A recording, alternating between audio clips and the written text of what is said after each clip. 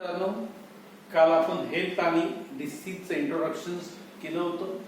आज आपल्याला types of डिसीजला सुरुवात करायची आहे. तर टाइप्स ऑफ डिसीजचा एक टी डायग्राम दिला आहे बघा. डिसीजचे प्रकार, कोणत्या कोणते आजाराचे प्रकार कसे आहेत अकॉर्डिंग टू ड्युरेशन आणि अकॉर्डिंग टू द रिझन. म्हणजे ड्युरेशन म्हणजे काळ, किती काळ तो डिसीज आपल्या मध्ये असू शकतो, आपल्याला इन्फेक्ट करू शकतो. आणि अकॉर्डिंग टू रिझन म्हणजे काही कारणावरून सुद्धा. अशा प्रकारे हे अकॉर्डिंग टू डिसीज आणि अकॉर्डिंग टू रिझन असे दोन प्रकार, मुख्य प्रकार पडतात. आणि अकॉर्डिंग टू ड्युरेशन मध्ये दोन आहेत बघा.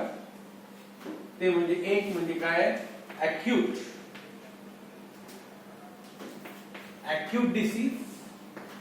डिसीजेस आणि दुसरा आहे chronic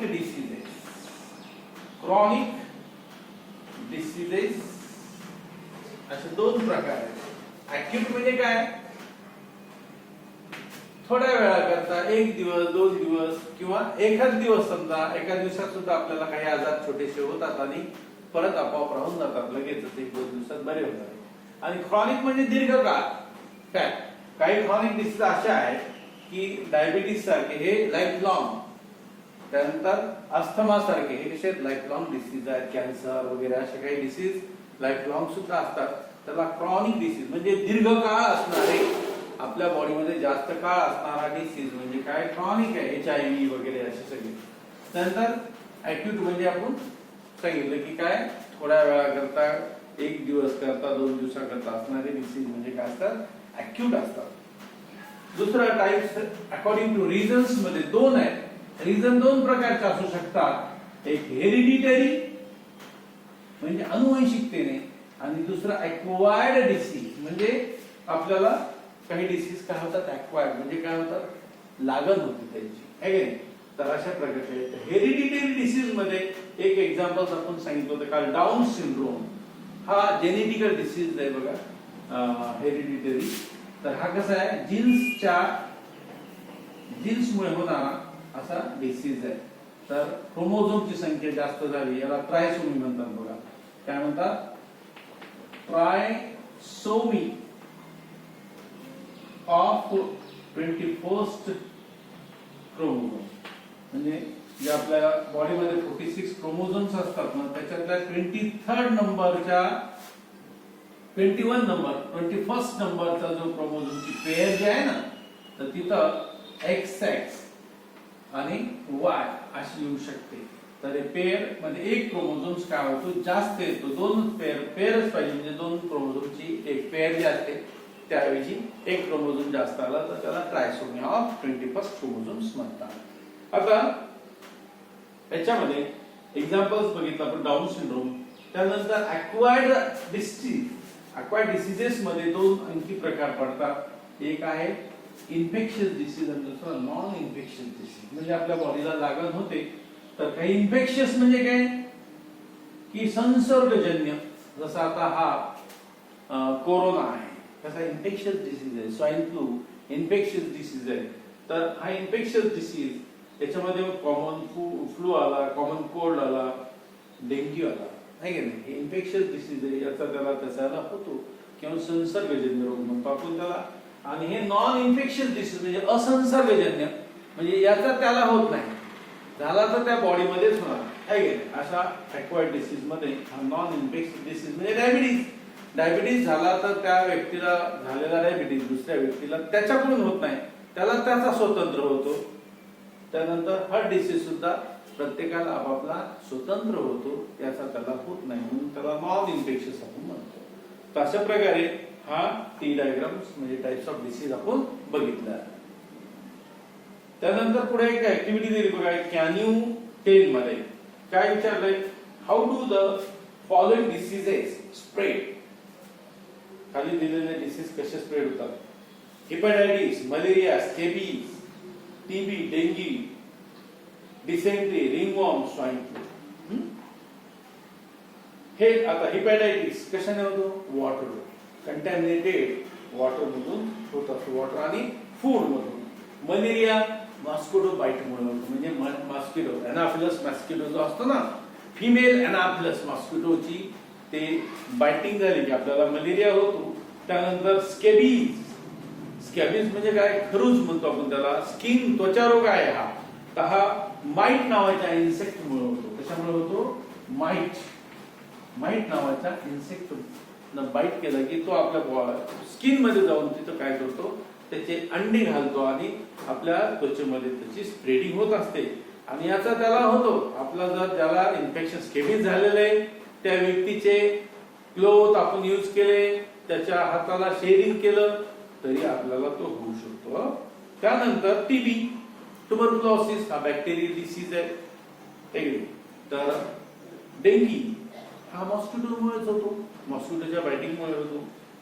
एडिस इजिप्टाय, एडिस इजिप्टाय नावाच्या मॉस्किटोन आपल्याला बायटिंग केलं तर आपल्याला डेंग्यू होतो. तर डेंग्यूचे मॉस्किटोज जे आहेत ते गुडघ्याच्या खालीच उडतात, जास्त उडत नाहीत उंच. आणि दुपारच्या वेळेला 1 ते 4 चा जो वेळ असतो या टायमिंग मध्ये तो चावण्याची जास्त शक्यता असते. त्यावेळेस आपण दक्ष राहणे आवश्यक असतं. आणि त्यांच्या बॉडीवर असे पांढरे ठिपके असतात पुन्हा बघा, तर याची आपण काळजी घ्यायला पाहिजे. त्यानंतर डिसेंट्री, डिसेंट्री म्हणजे काय असते, हगवण ज्याला म्हणतो आपण. तर हे कसे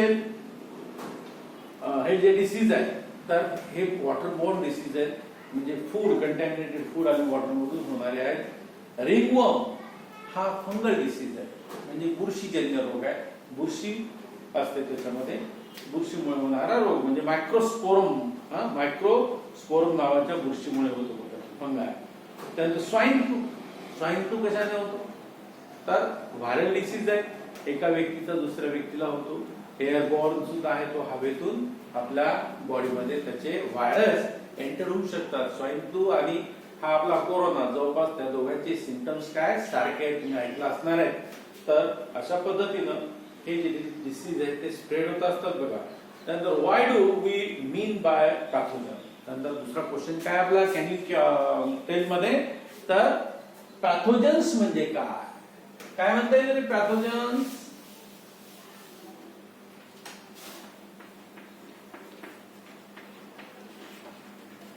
तर पॅथोजन म्हणजे रोगजंतू, रोगजंतू, रोगकारक आहे का, ज्यांच्यामुळं ज्या जंतूमुळं रोग होतो, मग ते बॅक्टेरिया असतील, व्हायरस असतील, कुठलाही, तर त्यांना काय म्हणायचं, पॅथोजन्स म्हणायचं. Then what do we mean by infectious disease. Infectious disease म्हणजे काय, infectious disease, the disease which is spread from person to person is called infectious disease. तर ते इपिडेमिक्स करतात, इपिडेमिक असतात ते. आता आपण बघतोय इपिडेमिक डिसीज कसे स्प्रेड होतात. त्यानंतर बाजूला तुम्हाला एक पर्सन्स बघा कपिंग करताना दाखवलेला आहे इन दिस एरिया. त्याच्या समोरच्या एरियामध्ये असे छोटे छोटे ड्रॉपलेट दाखवलेत बघा. ते ड्रॉपलेट जे आहेत त्याला ड्रॉपलेट न्यूक्लिआय म्हणतात. काय म्हणतात, ड्रॉपलेट न्यूक्लिआय.